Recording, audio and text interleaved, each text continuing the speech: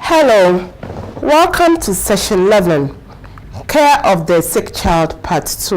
Okay, in today's session, we are going to look at the components of physical assessment, discuss key components of physical history taking, describe how physical examination is done on a child.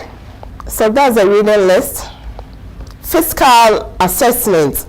Components of physical assessment, we have the history, which is subjective data, and physical examination, which is the objective data.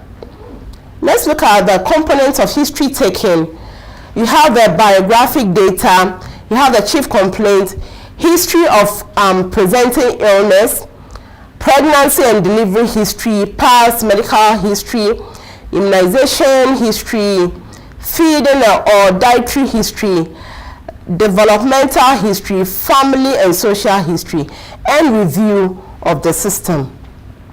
Physical examination, we have general principles for physical examination on children. So you need to communicate, you have to become gentle and quiet, you include the child and the family. You educate, be respectful of child and parents, start with the least invasive assessment. Then you avoid touching painful areas until confidence has been gained. Begin exams without instruments. Allow child to determine order of exam if practical. Then use the same format as adult physical examination. Examine on parent lab if uncooperative. Use play therapy. Distract with stories. Let toddlers play with equipment. Call by name. Then you praise frequently. For the technique, you choose the most comfortable position for the child.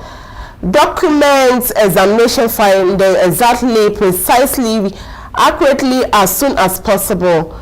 Be specific and include positive and negative findings. Sensory issues. Smell is usually not tested in children, but you can observe for unusual odors from the child. Taste, not usually tested in infants, prefer sweet tasting food. Touch is well developed in infants, so if stimulated, it can invalidate other sensory tests. Then hearing usually goes with language development. So let's look at approach to infants when doing examination. So from birth to 6 months, if the baby is comfortable and stress-free, examination can be conducted on a table. Sensory methods such as voice, noisemakers, toys to see or touch or skin touch attract babies. They like smiling faces, so when you are doing the examination, you need to smile at them. So you do it, do quiet things first, then head to toe. From 6 to 12 months, you consider examination in parent lab due to separation anxiety or stranger anxiety, and this is so for up to 4 years. Then warm up slowly with play techniques. Approach to toddlers. You examine the toddler in parent lab due to need for parent security. Play games, do least intrusive things first. Save ears, nose and throat for last because they are very sensitive. Then avoid no responses. You can allow them to touch equipment when you are doing the examination. Approach to preschoolers. Keep parents close.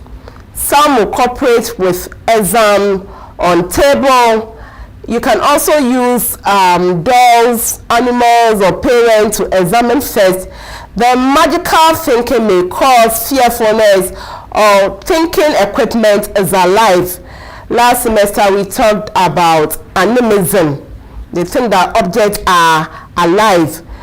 Let them play with equipment. They use familiar, safe, non-frightening ways and approaches.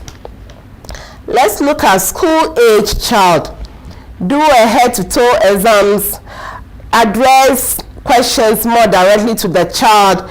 You explain in concrete terms. Then elicit active participation in history, exam, and care plan. Then answer question honestly. For adolescents, confidentiality and privacy are important. Then you explain confidentiality parameters. Then offer to examine alone without parents. When the parents are around, they are uncomfortable. So you address questions to the patient, not the parent. Then you should also keep in mind that depression is more common in girls. Then more common concerns among girls include body image distortion, loss of appetite and weight, and lack of satisfaction.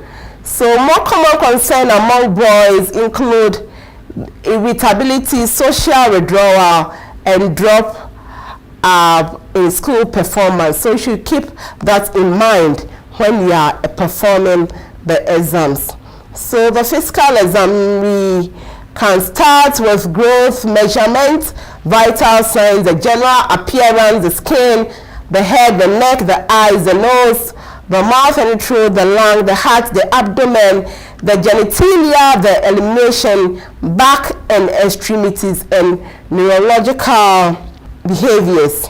So this is the growth measurement. We know we have the height, we have the weight, the head circumference, and chest circumference. We have temperature, we have pulse, heart rate, respiration, blood pressure, and now we have to assess their pain, which becomes the fifth vital sign. Or we have to look at their general appearance and overall subjective impression of child's physical appearance. We have to look at their facial expression, the color, the activity level, their behavior, and development. For the neck, we look at the size, the associated structures, and the lymph nodes. You can give them water to swallow. As they swallow, you look at the associated structures and the lymph nodes. The skin, you look at the color, you look at the texture, the temperature, the moisture, and the tegel of the skin. The head, you look at the shape and symmetry, head control in infants, head posture in children, the skull and the fontanelles to check whether they are closed or open. The eyes, look at the discoloration, check out for jaundice, pallor, redness, squint, symmetry, and range of eye movement. The nose, you inspect the color of mucosa, lining, smelling, discharge, dryness, bleeding, and patency of the nose, just to mention a few. The ears, you inspect the external auditory structures, the skin condition, the general hygiene, the shape and the size, the pinna. But we must also bear in mind that a low set ears is a sign of what? Retardation. Internal structures we have to visualize. And for infants, when you are visualizing their ear, you should pull the ear down and back. And for children, it should be up and back. Then you have to also test for hearing and hearing losses. So this is what you do during examination. The mouth, you visualize the throat and the tonsils. You inspect the mucous membrane, the odor, examine the teeth, the gums, and the tongue. For the respiratory system, you inspect As you are inspecting, you can count the respiratory rate, chest indrawing, the color of the lip, the tongue, the extremities, head bobbing, and trachea tag. Head bobbing is usually found in children with respiratory distress. So as they breathe in, their head move up and down because they are in distress. They do like this, and you see their head moving up and down. You can also observe for trachea tag secretions obstructing and patency. You can palpate for chest movement, for chest expansion, for symmetry, tenderness, and vocal phonetos. Then you percuss for resonance or dullness. You can auscultate for normal breath sounds and abnormal breath sounds. For the cardiovascular, you inspect the tongue, the nails for cyanosis, the neck vein for distension, the leg and the sacrum for edema, and the pericardium for bulging. You can also palpate, and during palpate, you palpate the pulse rate and the character, all the peripheral pulses, femoral pulses, and the pericardium and apex beat. You can also auscultate for the blood pressure, apex, and heart sounds. We'll move on to the abdomen. The abdomen, you inspect for the contour, the movement, the presence of umbilical hernia. You auscultate for bowel sounds. You palpate for tenderness. Then you can also measure abdominal girth if necessary. So that is the abdomen. It has been divided into 4 quadrants, and this is what we use when we are performing examination on the abdomen. So for inspection of the abdomen, you inspect for the color, the symmetry, the umbilicals, rashes, distension, and masses. You listen for peristalsis or bowel movement for 1 minute, then listen for a bruit of the major artery. Some people say it's a brew of the major arteries. And bowel sounds occur every 10 to 30 seconds.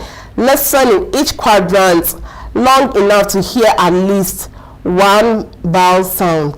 Absence of a bowel sound may indicate peritonitis, or hyperactive bowel sound may indicate gastroenteritis or bowel obstruction.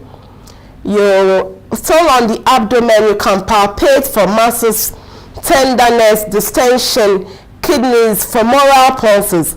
Then for percussion, you can percuss for dullness or fluid in the abdomen. For the genitalia, you inspect when changing diapers for or other appropriate time. For infants, you check for redness, rashes, swelling, scrotal size. For males, lesions, odor, urethral discharge, vaginal bleeding prior to puberty. Then elimination, you check whether the child is urinating appropriately, stooling appropriately. Then you ask about the pattern or age or routine, whether any time he wants to defecate, whether they have to give him something, a suppository or something to help him to defecate. Then we're moving on to the musculoskeletal system. For the musculoskeletal, you look at the spinal curvature, muscle weakness, ability to ambulate. Note any aid if the child needs an aid to ambulate. Ability to move without pain. Look at extremities for length, size, color, tenderness, and masses. Still on we are moving on to the spine. Normally, the back of a newborn as round or C-shape. Older children develop to S-shape. So newborns usually have a round spine or a C-shaped spine, but as they grow, the spine becomes S in shape. Then the extremities, you assess symmetry of length and size, observe shape of bones, temperature and color, observe for bone legs. You can also observe for knock knees. Neurological, you observe the behavior, the state of consciousness, the sensation.